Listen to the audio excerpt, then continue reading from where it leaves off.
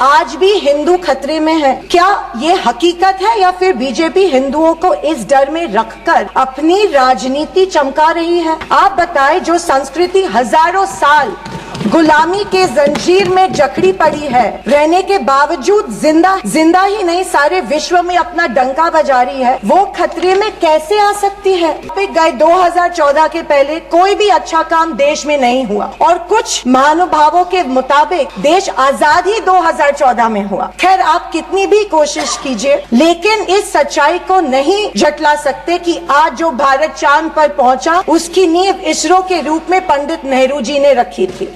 2014 से बीजेपी अपने झूठे प्रोपेगेंडा से कांग्रेस की लेगेसी को मिटाने की पुरजोर कोशिश कर रही है, पर इनकी लाखों नॉन बायोलॉजिकल कोशिश के बावजूद दुनिया इस देश को नेहरू गांधी का देश ही मानेगी। ये दुनिया की किसी भी कोने में जब जाते हैं तो इनको गांधी जी के प्रतिमा के सामने ही नतमस्तक होना पड़ता है। में हमारी गरिमा बसी हुई है, पर पिछले कुछ सालों में इस पहचान को, इसी ताकत को धर्म की राजनीति से कमजोर बनाया गया है। आज 2024 के बजट पर बात करने के लिए आपने मुझे मौका दिया। मैं थोड़ा आपको इतिहास में ले जाना चाहती हूँ। हम सब जानते हैं और पूरा विश्व ये मानता है कि कुछ शतकों पहले भारत सोने की चिड़िया।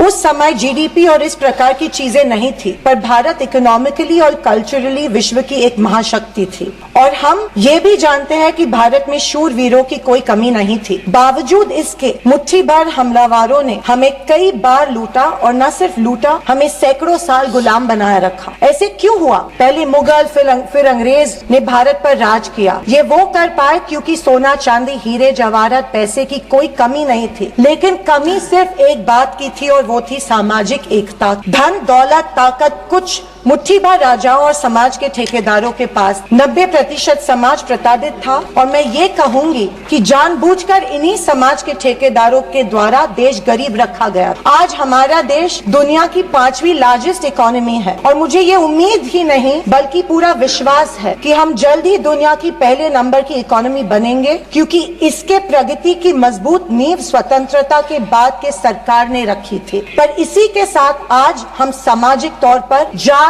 पात, धर्म की शाखाओं में बिखरते जा रहे हैं, कमजोर होते जा रहे हैं। फाइनेंशियल इनइक्वालिटीज बढ़ती जा रही है। पैसा और सत्ता कुछ चंद ठेकेदारों के पास संचित हो रहा है, या मैं ये कहूंगी कि सत्ता की लालसा में ऐसा करवाया जानबूझ के जा रहा है। मेरी ये सब बातें कहने का तात्पर्य यही है कि समाज की प्रगति सिर्फ मजबूत इकोनॉमी से ही नहीं, समाज की एकता में है, और हमें इतिहास में हुई गलतियों को दोहराने से बचना चाहिए। बीजेपी पिछले एक दशक से सत्ता में है, पर इनके मुताबिक आज भी हिंदू खतरे में है। क्या ये हकीकत है या फिर बीजेपी हिंदुओं को इस डर में रखकर अपनी राजनीति चमका रही है? आप बताएं, जो संस्कृति हजारों साल गुलामी के जंजीर में जकड़ी पड़ी है, रहने के बावजूद जिंदा ही नहीं सारे विश्व में अपना डंका बजा रही है, वो खतरे में कैसे आ सकती है? पर फिर सोचने पर मुझे महसूस होता है कि बीजेपी और उनकी नीतियां की वजह से हिंदू खतरे में है। एक नदी के बहाव की तरह बहती चली आ रही हमारी हिंदू संस्कृति है। सामने आने वाले हर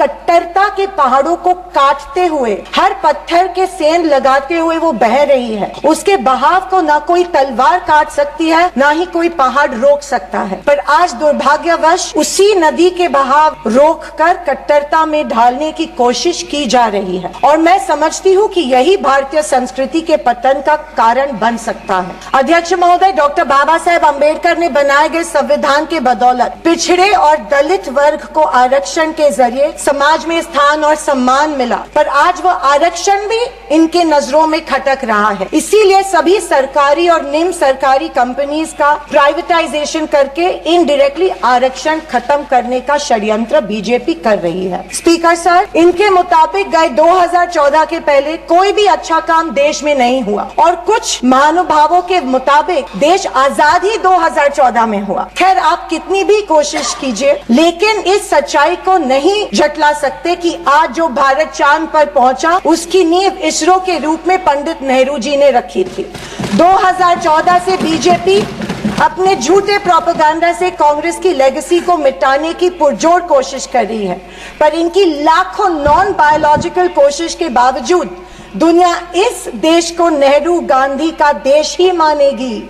ये दुनिया की किसी भी कोने में जब जाते हैं तो इनको गांधी जी के प्रतिमा के सामने ही नतमस्तक होना पड़ता है।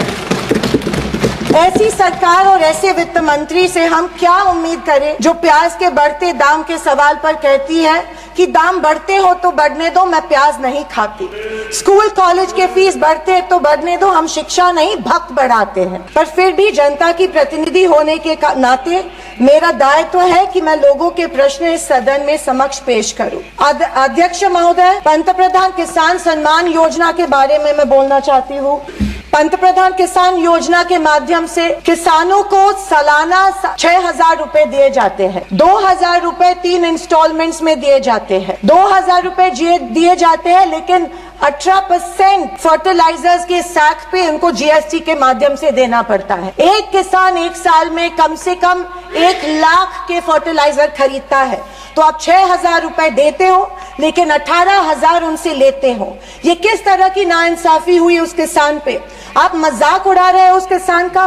6,000 रुपए देते, 18,000 रुपए जीएसटी के माध्यम में से लेते हो। जब यूपीए की सरकार थी तब फर्टिलाइजर्स और हजारों पे से जीएसटी एग्जेम्प्ट की गई थी। मेरी मांग है कि 2,000 रुपए का जो अमाउंट है, जो 6,000 सालाना मिलते हैं, वो बढ़ा के 12,000 किए जाने चाहिए। अध्यक्ष महोदय, किसान सम्मान योजना, मेरे कॉन्स्टिट्यूएंसी में करीबन 50,000 लोग इस योजना से वंचित है क्योंकि इसको अप्रूवल्स नहीं मिल रहे हैं। जब वो मंत्रालय में जाते हैं और पूछते हैं हमारी योजना को अप्रूवल को क्या हुआ, वो कहते हैं कि दिल्ली जाके पूछो, हमें नहीं पता है। तो किसान योजना, किसान सम्मान योजना का इंटेंशन क्या है? या तो किसानों को फंसाया जा रहा है किसान योजना के माध्यम में से।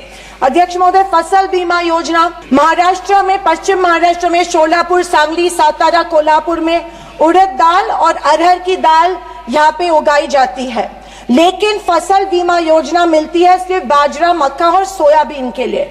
आपके माध्यम में से मैं फाइनेंस मिनिस्टर से गुजारिश करती हूँ कि अरहर और उड़द के लिए भी फसल बीमा योजना के फॉर्म एक्सेप्ट किए चुके हैं, भर दिए हैं, लेकिन फसल बीमा योजना मिल नहीं रही है। अध्यक्ष महोदय, पंतप्रधान आवास योजना, आदरणीय फाइनेंस मिनिस्टर जी ने कहा कि एडिशनल 3 करोड़ हाउसेज घर यहाँ पे इंक्रीज करके इस बजट में दे रहे हैं, लेकिन पंतप्रधान आवास योजना का टारगेट अभी तक महाराष्ट्र को नहीं मिला है, क्योंकि ये योजना जो है गांवठान जमीन पे घर बांधे जाते हैं, लेकिन असलियत ये है कि गांव में गांवठान जमीन है ही नहीं। जब कलेक्टर के पास जाते हैं तो कहा जाता है कि गांवठान जमीन नहीं है, गायरान जमीन ढूंढ के लाओ, हम आपको पीएम आवास योजना देंगे।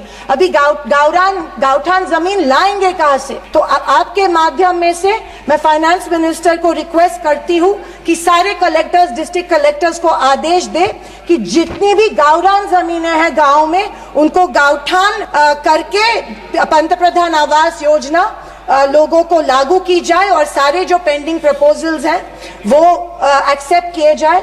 और मेरी आपसे ये गुजारिश है कि 1,40,000 रुपए इस योजना के लिए मिलते हैं, ये बहुत तुटपुंजी है, इसके लिए 2,50,000 दिए जाए पंतप्रधान आवास योजना के लिए। अध्यक्ष महोदय, मुद्रा लोन, 2014 में प्राइम मिनिस्टर ने बड़ी एम्बिशियसली मुद्रा लोन की घोषणा की थी। कल फाइनेंस मिनिस्टर ने इसकी जो राशि है 10 लाख से लेके 20 लाख की, लेकिन मुद्रा लोन उस पीरियड में उन्हीं लोगों को मिले जिनकी सिफारिशें बीजेपी के कार्यकर्ताओं ने की थी, जबकि सामान्य आदमी जो है, आम आदमी जो है, उसको ये लोन नहीं मिला था। सिर्फ कुछ चंद लोगों को ये लोन दिया गया था। मेरी ये मांग है कि कोरोना के टाइम पे जो लाभार्थी मुद्रा लोन का कर्ज फेड नहीं पाए, उनके लिए जैसे अपने अदानी अंबानी के लिए कर्जा माफ किया है, वैसे इन लाभार्थियों के लिए भी कर्जा माफ किया जाए, तुरंत माफ किया जाए मुद्रा लोन का जो परत फेड करने का कर्जा है।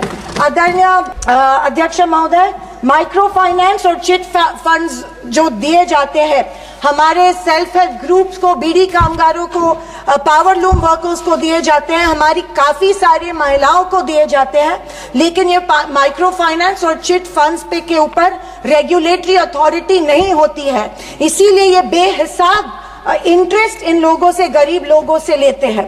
अध्यक्ष महोदय, मुझे इस बात का दुख हो रहा है कि कल के बजट के स्पीच में हमारी अन्न धान्य सुरक्षा योजना जो है, अन्न सुरक्षा योजना जो यूपीए सरकार ने लाई थी, उसके बारे में फाइनेंस मिनिस्टर ने कोई जिक्र नहीं किया।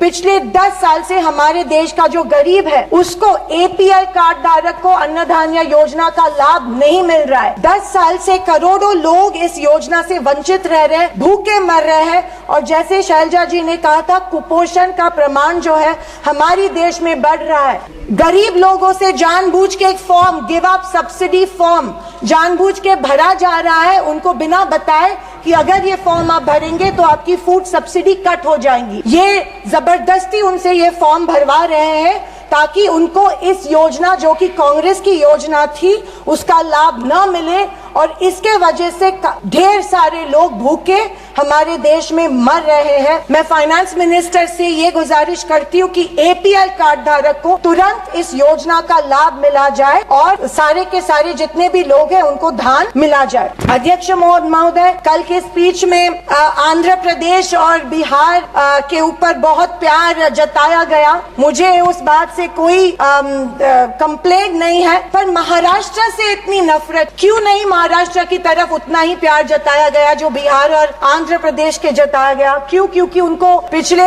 लोकसभा में कम सीटें मिली, या शायद उनको अंदाजा आया कि आने वाले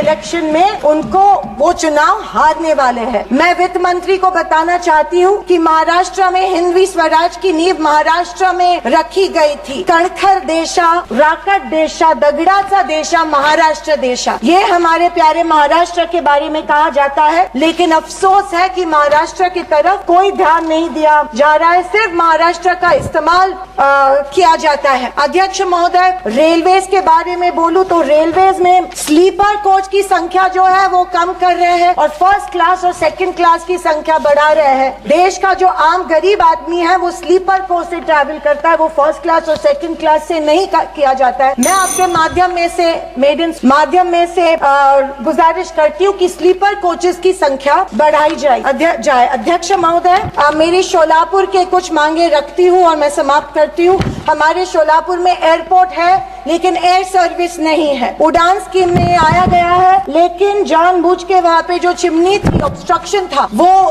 तोड़ा गया, लेकिन अभी तक वहाँ पे एयर सर्विस शुरू नहीं है। बोरामनी एयरपोर्ट है, वहाँ पे इंटरनेशनल एयरपोर्ट के लिए फंड्स एक बार दिए गए लेकिन फिर फंड्स नहीं दिए गए। मैं वित्त मंत्री से गुजारिश करती हूँ कि बोरामनी एयरपोर्ट के लिए फंड्स दिए जाए। मंगावेड़ा जो हमारा तालुका है, वहाँ पे जो इरिगेशन स्कीम है, वहाँ के 35 गाँव जो है वो पानी से वंचित है। मैं विनती करती हूँ कि वो गाँव के लिए भी आप इरिगेशन स्कीम जल्द से जल्द अप्रूव करें। अंत में मैं यही कहना चाहती हूँ कि बीजेपी विपक्ष की अवहेलना कर रही है कि हमें इतनी सीट्स मिली, जनता ने अस्वीकार किया, पर आपके 400 पार का क्या हुआ? पर मैं उनसे कहना चाहूंगी कि हम स्वीकार करते हैं कि सरकार बनाने के लिए पर्याप्त सीट्स नहीं जीत पाए। हाँ, हम हमारी बातें जनता को बेहतर तरीके से शायद नहीं समझा पाए, लेकिन ये भी कहना चाहूंगी कि हार गए तो क्या हुआ, झोला उठा के चल नहीं देंगे, यही डटे रहेंगे। एक मजबूत विपक्ष के रूप में भारत की जनता की आवाज बुलंद करते रहेंगे, सिर्फ और सिर्फ इस देश के लिए और इस देश के जनता के लिए, कि सत्ता की लालच में न फैलाओ समाज में ध्रुवीकरण का रोग। सत्ता की लालच में न फैलाओ समाज में ध्रुवीकरण का रोग, आपकी हस्ती मिटा देंगे हम भारत के लोग। इन 4 शब्दों में भारत की ताकत और महानता छुपी है। न कोई जात, न धर्म, न भाषा, न पहराव, सिर्फ हम भारत के लोग। इसी में ही हमारी पहचान है और इसी में हमारी गरिमा बसी हुई है। पर पिछले कुछ सालों में इस पहचान को, इसी ताकत को धर्म की राजनीति से कमजोर बनाया गया है। आज 2024 के बजट पर बात करने के लिए आपने मुझे मौका दिया। मैं थोड़ा आपको इतिहास में ले जाना चाहती हूँ। हम सब जानते हैं और पूरा विश्व ये